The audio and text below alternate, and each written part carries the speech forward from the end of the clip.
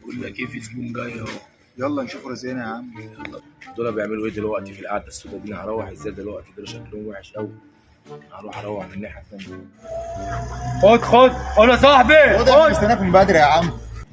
انا جاي يا صاحبي، في واحده واحده بس، صلوا على النبي يا رجاله كده بس. انتوا جايين تعملوا ايه يا جدعان؟ واحده واحده يا جدعان. خد اللي انت رايح فين يلا. خد يا ابني. انت جاي منين؟ يلا تعالى.